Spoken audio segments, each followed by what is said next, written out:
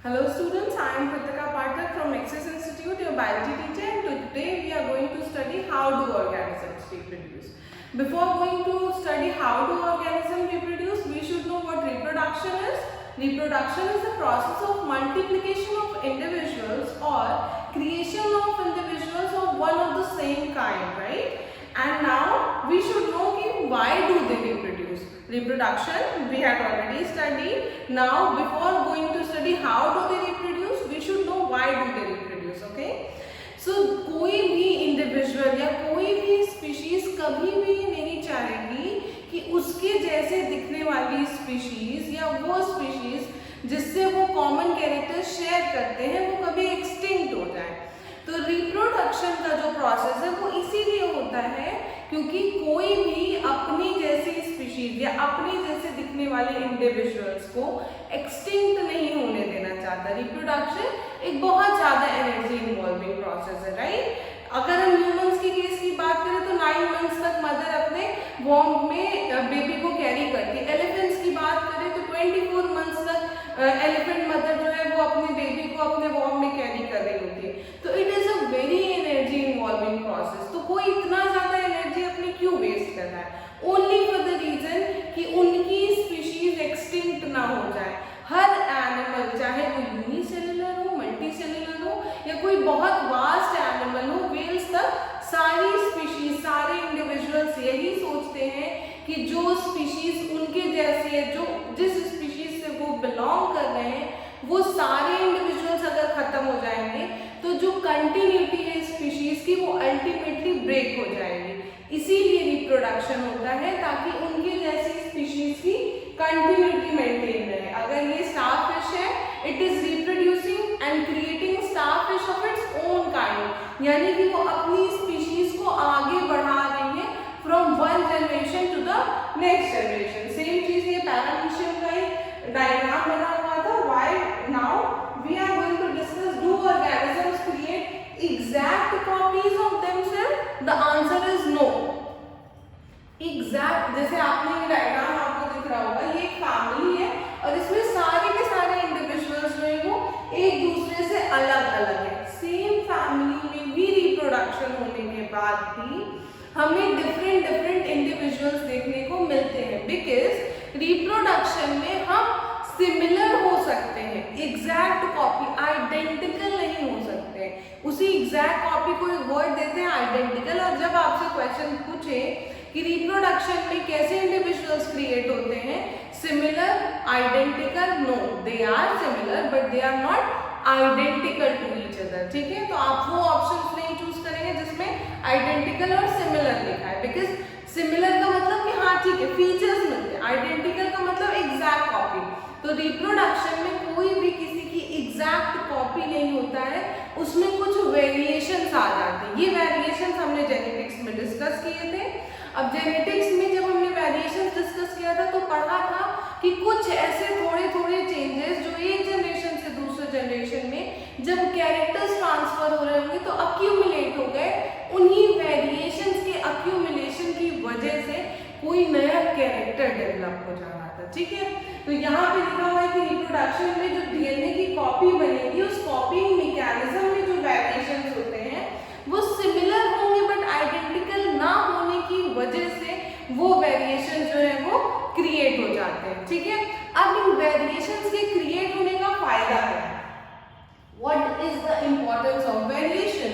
जितना ज्यादा वेरिएशन उतना ज्यादा पॉसिबिलिटी है कि जो भी वेरिएशंस अक्यूमुलेट होंगे नई स्पीशीज में या नए इंडिविजुअल्स में, वो वेरिएशंस जो है वो बेटरमेंट ऑफ द स्पीशीज के लिए हेल्पफुल हो। फॉर एग्जांपल, ये कोई यूनिसेलुलर ऑर्गेनिज्म है और इसकी सपोज इतनी स्पीशीज में कुछ वेरिएशंस अक्यूमुलेट हो गए।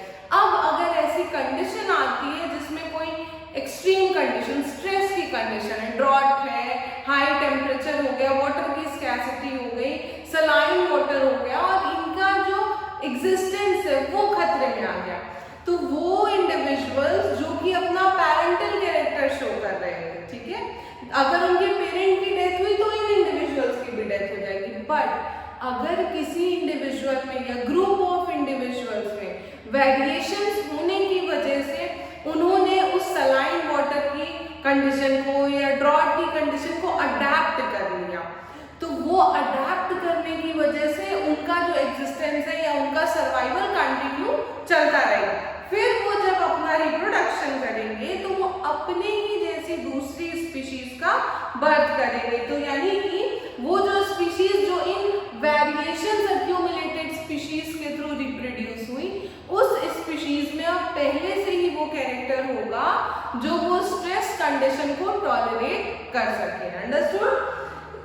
उसके बाद हम बात करते हैं एसेक्सुअल रिप्रोडक्शन की। देखिए रिप्रोडक्शन 2 टाइप के होते हैं। First we'll discuss asexual reproduction, उसके बाद we'll come up to sexual reproduction.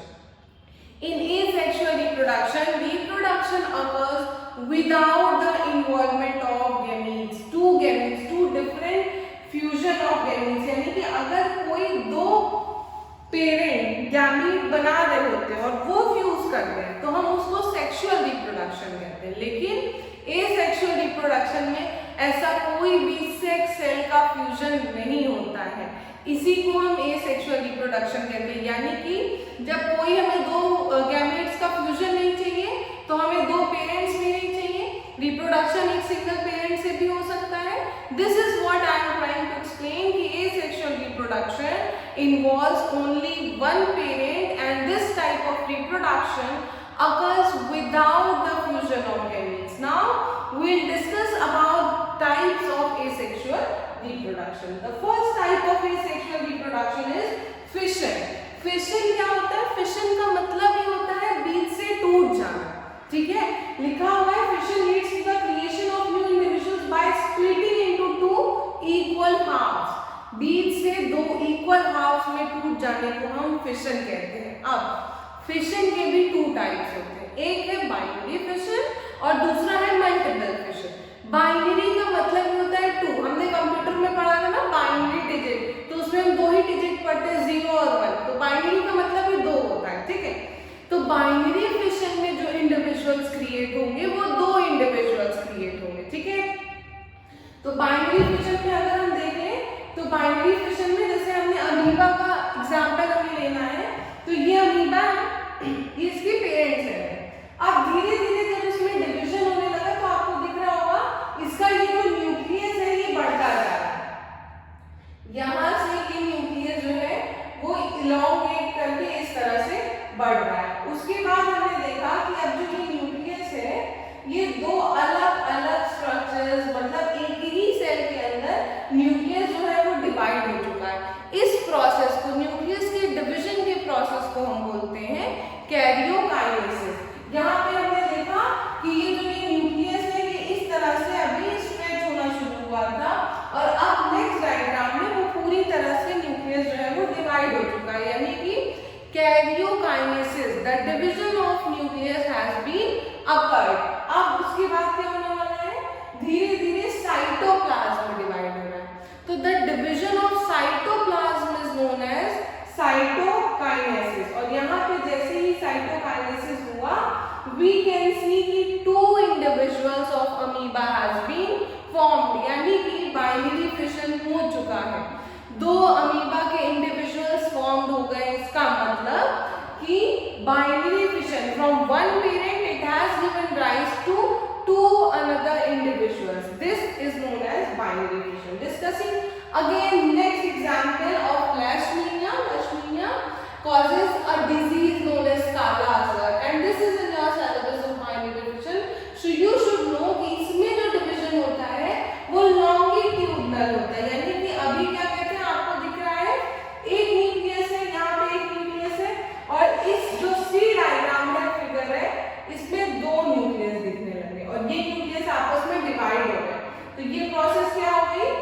Karyokinesis की प्रोसेस हो गई, यानी कि division of nucleus has been occurring in this figure और उसके बाद धीरे धीरे साइटोप्लाज्म डिवाइड होने लगा।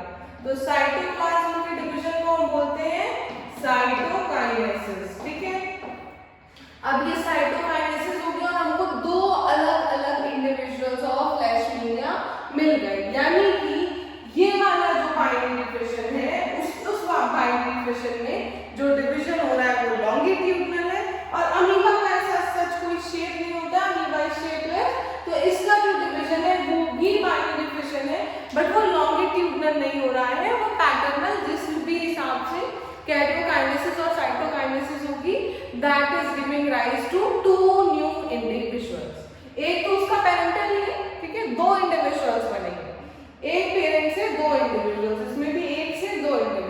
बन रहा है. This is what binary fission is. Now we are going to study the next kind of fission, that is multiple fission. अब मल्टीपल फिशन किसमें होता है? प्लाज्मोडियम एक ऐसा प्रोटोजोअन है जो कि मलेरियल डिजीज कॉज करता है. ठीक है, मच्छर के काटने की वजह से मलेरिया नहीं होता है. अगर उस मच्छर यानी कि फीमेल एनोफिलीज मस्किटो, जो कि ये डिजीज जो कि प्लाज्मोडियम के एग्स को कैरी करेगी अपने माउथ में, अगर वो उस टाइम पे हमारे ब्लड में इंजेक्ट कर दे तब मलेरिया होता है. अगर वही एनोफिलीज जिसके माउथ में प्लाज्मोडियम के एग्स नहीं है और वो हमें काट ली तो हमें मलेरिया नहीं होगा. ठीक है, तो malaria is occurring because of the positive organism known as plasmodium. अब ये प्लाज्मोडियम डिवाइड कैसे करता है हमें ये पढ़ना है. तो इसमें मल्टीपल फिशन होता है, यानी कि एक साथ बहुत सारी डॉटर सेल्स बन रही है. दिख रहा है आपको? एक जैसे एक सेल था उसमें डिवीजन होता गया और एक साथ आपको कई सारी डॉटर सेल्स मिल रही. ये कितनी सारी डॉटर सेल्स हैं और ये सारी एक ही साथ डिवाइड होगी एक सिस्ट के अंदर. सिस्ट एक ऐसी कवरिंग रहेगी जिसके अराउंड में वो उसको प्रोटेक्ट कर रही होगी अपने, उसके चारों तरफ एक बाउंड्री लाइक स्ट्रक्चर बना के, ताकि जो डिवीजन हो रहा है वो स्मॉल एग्स वो प्रोटेक्टेड रहे फ्रॉम द आउटसाइड एनवायरनमेंट. मगर जैसे ही इनको फेवरेबल कंडीशन मिलेगी, ये सिस्ट जो है आप देख सकते हैं यहाँ पे बर्स्ट हो जाएगा और जैसे ही सिस्ट बर्स्ट हो जाएगा ये सारी सेल जो है वो बाहर की तरफ निकल जाएंगी और ये फिर उसके बाद इंफेक्शन कॉज करेंगे. तो एक साथ कई सारे इंडिविजुअल्स यानी कि multiple number of plasmodiums have been formed in this multiple fission. Understood? Now we are going to study the next type of asexual reproduction, that is fragmentation. Fragment का मतलब ये टुकड़ों में बट जाना है ना. तो फ्रैगमेंटेशन में क्या होगा? फ्रैगमेंटेशन में जो इंडिविजुअल डिवाइड कर रहा होगा वो कई सारे टुकड़ों में बट गया होगा. ठीक है, एग्जाम्पल के लिए हम पढ़ रहे हैं स्पाइरोगायरा. स्पाइरोगायरा एक ऐसा एग्जाम्पल है जो अपने, इट इज एन एल्गी. ठीक है, तो ये एल्गी क्या करता है, ये अपने साथ साथ ये कुछ पार्ट्स को जो मैच्योर पार्ट होते हैं, साइड के पार्ट्स मोस्टली मैच्योर होते हैं, तो उन पार्ट्स से में वो कट जाता है and that part give rise to a new individual. वो पूरा का पूरा एक कंप्लीट ऑर्गेनिज्म एक छोटे से पार्ट यानी कि एक छोटे से फ्रेगमेंट से पूरा का पूरा नया ऑर्गेनिज्म बन जाता है. इसी प्रोसेस को हम बोल रहे हैं फ्रैगमेंटेशन. ठीक है, और हमेशा याद रखना है कि जो फ्रैगमेंटेशन का प्रोसेस है, इस प्रोसेस में जो फ्रैगमेंट ब्रेक होगा फ्रॉम द पेरेंट प्लांट वो फ्रैगमेंट हमेशा मैच्योर फ्रैगमेंट रहेगा. ठीक है, वो न्यू फ्रैगमेंट नहीं रहेगा, वो एक मैच्योर फ्रैगमेंट रहता है, that is giving rise to a new individual. तो अगर हम बोले कि वो जो मैच्योर फ्रैगमेंट है अगर वो इस तरह से है तो साइड से उसका ब्रेक होगा तो ये छोटे छोटे फ्रैगमेंट जो है वो उसके बाद एक पूरा कंप्लीट स्पाइरोगायरा जनरेट कर लेंगे. ठीक है, एक बीच का, अगर ये बीच वाला स्पाइरोगायरा का जो सेक्शन है जो कि इमेच्योर है, that is not able to give rise to a new individual. तो फ्रैगमेंटेशन में हमेशा mature part of the plant ही छोटे छोटे फ्रैगमेंट्स में डिवाइड हो रहा होता है. अंडरस्टूड? उसके बाद we are studying the next type of generation, asexual reproduction, that is regeneration. ठीक है, रीजेनरेशन का मतलब ही है दोबारा से जनरेट होना. री मतलब again and generation means to create an individual again. ठीक है, एग्जाम्पल के लिए फिगर में आपके प्लेनेरिया बना हुआ है और अगर हम प्लेनेरिया के पार्ट्स, बॉडी पार्ट्स को छोटे छोटे टुकड़ों में बांट दें तो इनकी बॉडी का हर पार्ट, ध्यान से सुनो, इनकी बॉडी का हर पार्ट जो है वो एक नया इंडिविजुअल क्रिएट कर सकता है. इसी के जैसा एक सिमिलर एग्जांपल हमने जस्ट इसके पहले देखा, फ्रैगमेंटेशन. फ्रैगमेंटेशन में क्या हो रहा था? फ्रैगमेंटेशन में जो फ्रैगमेंट्स ब्रेक हो रहे थे वो फ्रैगमेंट्स उस एल्गी एगी के मेच्योर फ्रेगमेंट थे, those mature fragments are giving rise to a complete new organism. मगर रीजनरेशन के केस में कोई भी बॉडी ऑर्गन अगर हम उसको स्मॉल स्मॉल पार्ट्स में कट कर दिए तो every body organ is able to give rise to a new individual. इसका मतलब ये नहीं है कि कोई एक मैच्योर पार्ट ही होगा जो कि एक नया एनिमल बनाएगा, नहीं। रीजनरेशन में हर बॉडी ऑर्गन एक नया ऑर्गेनिज्म बना सकता है। अंडरस्टूड? उसके बाद we are going to discuss the next kind of asexual reproduction, that is budding. Budding में क्या होता है, आपको देखो इस तरह से यहाँ पे इसके बर्ड जनरेट हो जा रही है, राइट। ये तीनों बर्ड्स जनरेट हो रही हैं, यानी कि बर्ड मतलब जैसे हम कली में बोलते हैं ना, फार्मिंग में कि बर्ड निकल गई, वो कली निकल गई। तो एक बर्ड जिसमें इतना ज्यादा सेल डिवीजन हो किसी एक साइड पे, जो कि एक नया इंडिविजुअल क्रिएट कर दे, उस प्रोसेस को हम बडिंग बोलते हैं। बडिंग का मतलब है बर्ड का जनरेशन। वो जनरेशन बर्ड का कैसे हो रहा होगा किसी इंडिविजुअल पे? रिपीटेड सेल डिवीजन, ढेर सारी सेल्स वहां पे डिवाइड कर रही होंगी, एक्यूमुलेट हो गई होंगी, और उस सेल डिवीजन की वजह से एक बर्ड लाइक स्ट्रक्चर डेवलप हो रहा है। और अल्टीमेटली वो बर्ड जो है जब वो मैच्योर हो जाएगा तो वो अपने पेरेंट से जाकर के अलग हो जाएगा, और उस मैच्योर बर्ड के अलग होने के बाद that bird is able to give rise to a new individual. How? Let's see. Is an example of hydra.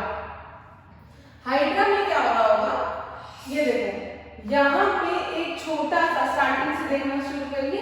This is hydra, ठीक है। हाइड्रा सिलेंड्रेटा फाइलम से बिलोंग करता है। यहाँ पे एक छोटा सा बर्ड आपको दिख रहा है जो कि वो जनरेट हुआ, ठीक। अब ये बर्ड धीरे धीरे इसमें टेंटिकल्स का जनरेशन हो रहा है। ये टेंटिकल्स क्यों हो रहे हैं? क्योंकि इनके पेरेंट के पास भी टेंटिकल्स है। ये टेंटिकल्स हेल्प करते हैं उनको कि जब वो वाटर में फ्लोटिंग कोई ऐसा ऑर्गेनिज्म जो इनसे स्मॉल हो और वो फ्लोट कर रहा हो, तो वो उसको अपने टेंटिकल्स की हेल्प से ट्रैप कर लेते हैं, और ट्रैप करने के बाद वो टेंटिकल्स उसी में वो ऑर्गेनिज्म फंस जाता है और वो उसको इंगल्फ कर लेते हैं। तो इसीलिए जब इसको अपना इंडिविजुअल इंडिपेंडेंट एग्जिस्टेंस करना है, अपने पेरेंट पे नहीं डिपेंड रहना है, तो ऑब्वियसली खाने का जुगाड़ करना पड़ेगा।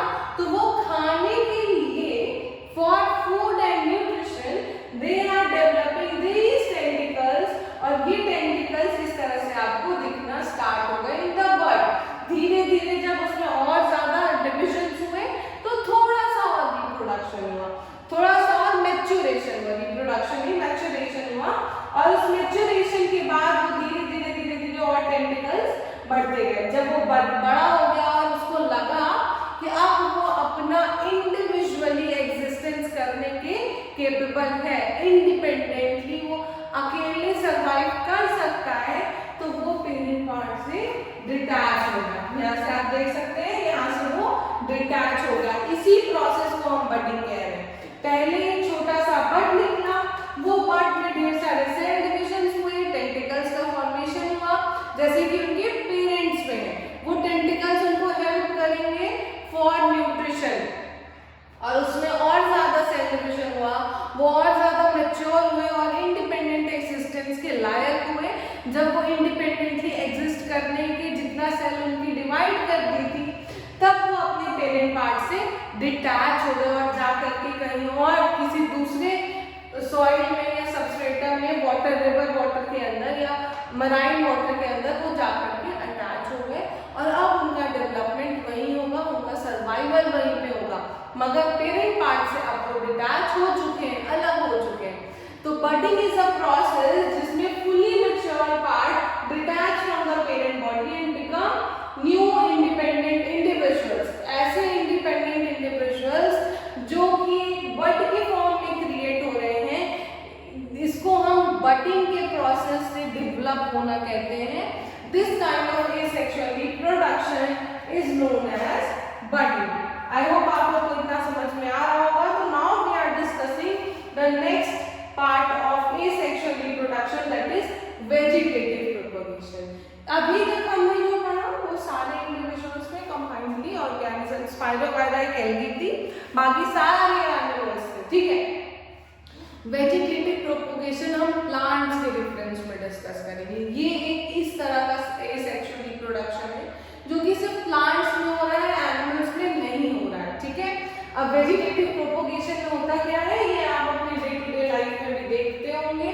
किसी भी नए प्लांट का generation without the involvement of gametes forms in the process of vegetative propagation. इसमें हम स्टेम, ब्रांचेस, लीव्स ये सब इन्वॉल्व करते हैं, लेकिन कोई भी सेक्सुअल रिप्रोडक्टिव पार्ट का इन्वॉल्वमेंट नहीं होता है। यानी कि कोई नया प्लांट जनरेट हो रहा है, लेकिन उस नए प्लांट के जनरेशन में कोई भी सेक्सुअल रिप्रोडक्टिव ऑर्गन्स या सेक्स गैमीट्स का इन्वॉल्वमेंट ना हो करके वेजिटेटिवली प्रोपोगेट करने वाले प्लांट पार्ट्स जैसे कि स्टेम, ब्रांचेस, लीव्स, ये सारे पार्ट्स को जब हम यूज करते हैं तो उसको हम बोलते हैं वेजिटेटिव प्रोपोगेशन। और वेजिटेटिव प्रोपोगेशन के कई सारे पार्ट्स हैं, we are discussing some of them over here.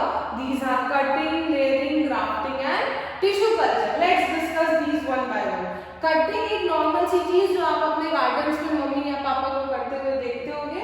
उन्होंने कोई प्लांट लिया, उसका कोई एक छोटा सा ब्रांच कट लिया और उसको दूसरे गमले में लगा दिया, राइट। तो उसके बाद उस छोटे से ब्रांच से पूरा का पूरा नया प्लांट निकल आता है। ये हम मोस्टली देखते हैं रोज प्लांट के साथ। अगर आपके किसी नेबर को आपके जैसा रोज चाहिए जो आपके घर में फलता हो, तो आप उसका एक छोटा सा ब्रांच अपने नेबर को दे दीजिए, वो अपने घर में लगा देंगे और ये कटिंग के प्रोसेस के थ्रू उनके भी घर में एक नया रोज का प्लांट जो है वो जनरेट हो जाएगा। तो इस प्रोसेस को, एक नए इंडिविजुअल को जनरेट करने का, एक नई प्लांट बॉडी को जनरेट करने का without the involvement of gametes is the kind of asexual reproduction, जिसको हम वेजिटेटिव प्रोपोगेशन कह रहे थे। और वेजिटेटिव प्रोपोगेशन का ये फर्स्ट काइंड था कटिंग, जिसमें हम कटिंग के थ्रू एक नया इंडिविजुअल जनरेट कर रहे थे, अंडरस्टूड। उसके बाद हम नेक्स्ट पार्ट जो पढ़ने वाले हैं वेजिटेटिव प्रोपोगेशन की, वो है लेयरिंग। यानी कि इसमें क्या हो रहा है, सपोज ये एक लिली का प्लांट है, ठीक है। लिली में ये होता है लेयरिंग का प्रोसेस। जैस्मीन में होता है, तो वो जैस्मीन में सपोज करिए कि ये जो रूट्स है ये धीरे से ऊपर निकले, ठीक है, शूट बनने के लिए, लेकिन इनका जो रूट है वो नीचे आ रहा है, मगर अभी भी ये प्लांट्स के साथ जुड़ा हुआ है और उसके ऊपर कोई मिट्टी आ गई और वो धीरे धीरे मिट्टी यहाँ पे डिपॉजिट हो गई। उसी तरह से वो आगे प्लांट पार्ट चल रहा है, वहां से नए नए शूट्स डेवलप हो रहे हैं और ये लेयरिंग के थ्रू उसके ऊपर पूरी की पूरी सॉइल आ गई और ये अबव द ग्राउंड जो है वो फॉर्म हो रहा है। अल्टीमेटली क्या होगा कि बाद में धीरे धीरे ये बीच से सारे के सारे प्लांट जो है वो ब्रेक डाउन हो जाएंगे और वो पेरेंट प्लांट से अलग होकर के अपना इंडिविजुअल इंडिपेंडेंट एग्जिस्टेंस करने के लायक हो जाएंगे। यानी कि इनका जब एग्जिस्टेंस इनके पेरेंट प्लांट से खत्म हो जाएगा तो वैसे एग्जिस्टेंस को हम इंडिपेंडेंट एग्जिस्टेंस कहेंगे। और हम देखेंगे कि इस तरह से कई सारे नए प्लांट्स जो हैं वो जनरेट हो गए हैं by the process of layering. उसके बाद हम बात करते हैं ग्राफ्टिंग का प्रोसेस। ग्राफ्टिंग का मतलब होता है बच्चा कि कोई भी ऐसे दो अलग अलग प्लांट्स जिनका शूट दूसरा हो और जिनका रूट दूसरा हो, उन दो अलग अलग प्लांट्स को आपस में कट करके जोड़ने का प्रोसेस ग्राफ्टिंग है। लिखा हुआ है connecting two pieces of living plant tissue so that they will unite and grow as one plant. Figure में हम देख सकते हैं कि जो रूट सिस्टम किसी प्लांट का है उसको हम स्टॉक कहेंगे और जो शूट सिस्टम है उसको हम सियोन कहेंगे। दूसरे प्लांट का शूट और किसी और भी प्लांट का रूट ला करके आपस में जोड़ देना is a process known as grafting. ऐसे बहुत सारे प्रोसेसेस हैं जिसमें सपोज करो कि किसी का रूट सिस्टम, रूट एब्जॉर्बिंग मतलब वाटर और मिनरल्स को इजीली एब्जॉर्ब कर लेता है मगर वो फोटोसिंथेसिस अच्छा नहीं कर पाता, या फिर उसके जो फ्लावर्स हैं या रूट्स हैं वो बहुत ज्यादा अच्छे नहीं हैं। तो हम ऐसे कंडीशन में अपने हिसाब का कोई भी प्लांट जनरेट करने के लिए हम ग्राफ्टिंग का प्रोसेस करते हैं, ठीक है। ऐसे में कई सारे प्रोसेसेस फेल भी होते हैं। फॉर एग्जांपल अगर हम टोमेटो का का शूट ले लें और पोटैटो का रूट ले लें, तो हमने एक हाइब्रिड क्रिएट की थी सोमैटो, और वो किसी काम की नहीं निकली, ठीक है। तो जरूरी नहीं है कि हर बार ये एक्सपेरिमेंट्स जो है वो वायबल हो, उनका कोई मतलब हो। कभी कभी कुछ एक्सपेरिमेंट्स ऐसे होते हैं जो कि फ्यूटाइल हो जाते हैं, बट इस हिसाब से हम ऐसी बहुत सारी न्यू स्पीशीज को भी जनरेट कर सकते हैं। हम जैसे गुआवा का फ्रूट खाते हैं, तो गुआवा के जो फ्रूट है उसमें ऐसे कई सारे स्पीशीज क्रिएट होते हैं, जो उन सारे स्पीशीज में जो टेस्टीनेस है, जो फ्रूटीफुलनेस है, उसमें जूसीनेस है, वो सारे अलग अलग स्पीशीज के अलग अलग प्लांट्स को कंबाइंड करके ग्राफ्टिंग के थ्रू क्रिएट किया जाता है, और उसके बाद हमें एक नई हाइब्रिड मिलती है। All these are happening because of the process known as grafting. Now we are discussing the last part of the vegetative propagation, that is tissue culture. हमने टिश्यू 9th में पढ़ा था कि टिश्यू क्या होता है। Tissue is a group of cells that perform similar function having similar structure. Cells का वो ग्रुप जो कि सिमिलर फंक्शन और सिमिलर स्ट्रक्चर शो कर रहा होगा, उसको हम टिश्यू कहेंगे। तो टिश्यू कल्चर में क्या होता है, हमने लीफ से या इस प्लांट से सपोज इसका कोई टिश्यू लिया और उस टिश्यू को हमने ग्रो कराया, तो वो जो ग्रोन टिश्यू होता है उसको हम बोलते हैं कैलस। अब वो कैलस जो है वो डिवाइड करने के बाद जो ग्रुप ऑफ सेल है उसी को हम कैलस बोल रहे हैं। उस कैलस को हम ट्रांसफर करेंगे किसी और दूसरी कल्चर प्लेट में, और उससे ढेर सारे कैलसेस डेवलप हो जाएंगे। उस कैलस को हम दोबारा कुछ ऐसे न्यूट्रिएंट में रखेंगे ताकि वो डिवाइड हो सके, और उस न्यूट्रिएंट में डिवाइड होने के बाद वो कैलसेस नए छोटे छोटे प्लांट के सैपलिंग्स बना रहे होंगे। तो दीज सैपलिंग्स जिसको हम डायरेक्ट अगर सॉइल में लगा दें तो एक नया नया प्लांट डेवलप हो सकता है, उसको हम बोलेंगे टिश्यू कल्चरिंग का प्रोसेस हो रहा है। अब बात आती है कि टिश्यू कल्चरिंग करते क्यों हैं। पहला, हेल्दी प्लांट को जनरेट करने के लिए, क्योंकि हम जिस प्लांट का टिश्यू लेंगे उसका हेल्दी होगा वो, ठीक है। तो जो प्लांट उससे क्रिएट होंगे उन प्लांट में डिजीज फ्री रहेंगे, कोई भी ऐसा डिजीज नहीं होगा कि लीफ कर्लिंग हो रही है, वेन्स उसके येलो हो गए, येलोइंग ऑफ लीफ से, ऐसा कोई भी चीज नए प्लांट्स में हमें देखने नहीं मिलेगा। तो टिश्यू कल्चर के प्रोसेस से हम सिर्फ good part of the plant को एक्सट्रैक्ट करके वैसे ही नए इंडिविजुअल्स क्रिएट करते हैं, and this is happening in the process known as tissue culture. This was all about asexual reproduction that we had studied, and now we are going to study the last. These were the vegetative propagation, and this is the last section of asexual reproduction, that is spore formation. Spore formation में क्या होता है? Spore formation में इस तरह से आपको एक बैग लाइक स्ट्रक्चर दिख रहा है. इस बैग लाइक स्ट्रक्चर को हम बोलते हैं स्पोरेंजियम. वो बैग लाइक स्ट्रक्चर जिसमें ढेर सारे स्पोर्स प्रेजेंट हो उसको हम बोलते हैं स्पोरेंजियम. ये होता है एक राइजोबियम नाम का फंजाई है. उसमें आपने ब्रेड में कभी ग्रीन ग्रीन कलर के स्प्रेड्स देखे होंगे, ठीक है. राइजोपस बोलते हैं उसको, मैंने राइजोबियम बोला, सॉरी, राइजोपस बोलते हैं उसको. तो वो जो ब्रेड में ग्रीन ग्रीन कलर का स्प्रेड होता है वो वही उसका स्पोर होता है, जो कि अगर ऐसा कोई मॉइस्चर का कंडीशन है, टेम्परेचर थोड़ा कम है, थोड़ा पानी वानी मिल रहा है, उसको खाना तो है ही, तो ये ग्रो कर जाते हैं ब्रेड पे या स्टेल चपातीस पे.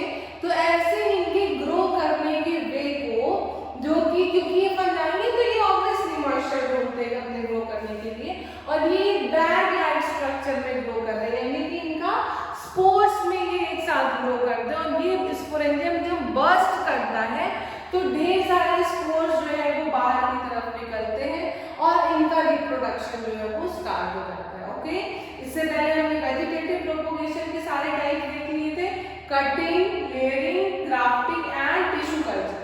यहाँ तक ये सब वेजिटेटिव प्रोपगेशन था. ये वाला एसेक्सुअल रिप्रोडक्शन का दूसरा टाइप है, ठीक है. तो एसेक्सुअल रिप्रोडक्शन के हमने कई सारे पार्ट्स पढ़ लिए.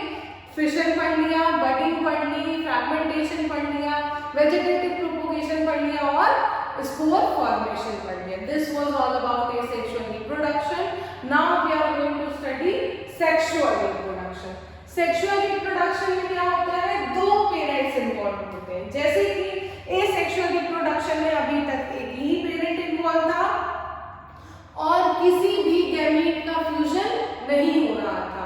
सेक्सुअल रिप्रोडक्शन में दो पेरेंट्स इन्वॉल्व होंगे और गैमीट का फ्यूजन होगा। लिखा हुआ है the production of new organisms by combination of genetic information of two individuals of different sexes, यानी कि दो इंडिविजुअल्स अलग अलग सेक्स के, यानी एक मेल दूसरा फीमेल, अगर उनकी जेनेटिक इंफॉर्मेशन आपस में कंबाइन होती है, उनके गैमीट्स फ्यूज होते हैं तो जाइगोट बनता है और वो जाइगोट जो है वो नए इंडिविजुअल को डेवलप कराने में हेल्प कर रहा होता है। ठीक है, now we are going to study sexual reproduction in a flowering plants. Humans के केस में हम नेक्स्ट क्लास में डिस्कस करेंगे, पहले हम फ्लावरिंग प्लांट्स में सेक्सुअल रिप्रोडक्शन कैसे हो रहा है उसको जान लेते हैं। उससे पहले बहुत छोटी सी चीज, सेल डिवीजन। आपने हल्का सा 9th में पढ़ा होगा जब हम सेल्स पढ़ रहे थे, तो मियोसिस और माइटोसिस दो तरह के सेल डिवीजन होते हैं।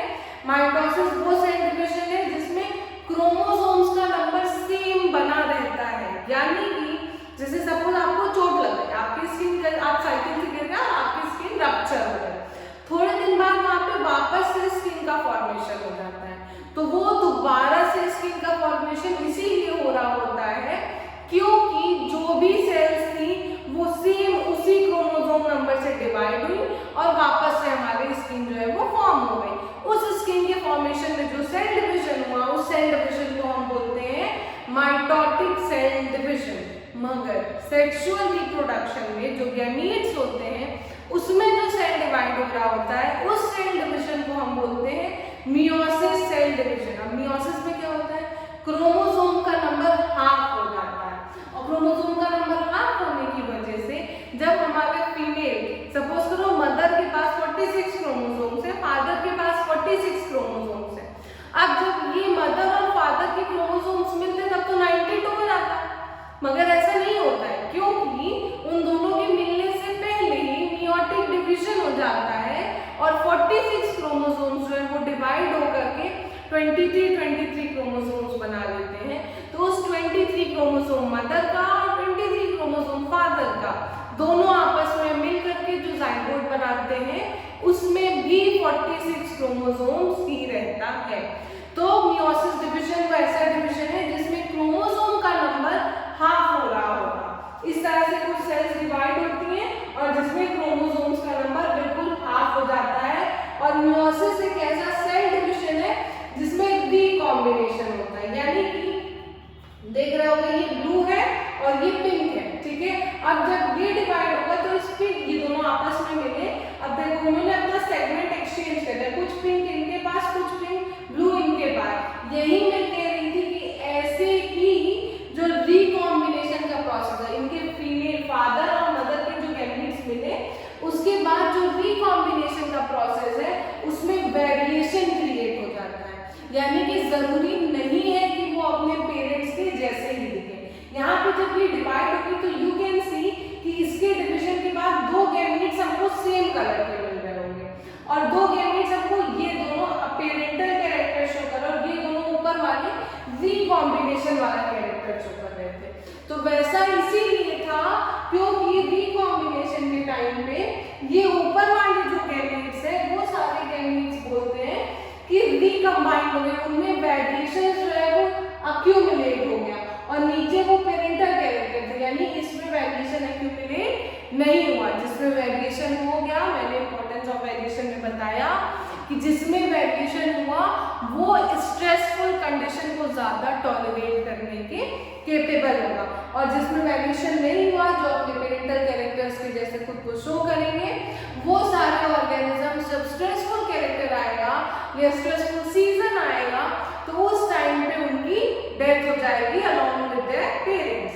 Now discuss these flowering plants, क्योंकि हमें सेक्सुअल रिप्रोडक्शन इन प्लांट्स पढ़ना है तो हमें प्लांट्स के कुछ पार्ट के बारे में पता होना चाहिए।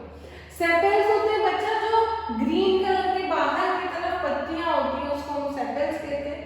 जो colourful part of the leaf होता है, जो सबसे ज्यादा ब्यूटीफुल लगता है, सबसे खूबसूरत लगता है, उसको हम पेटल्स कहते हैं, ठीक है।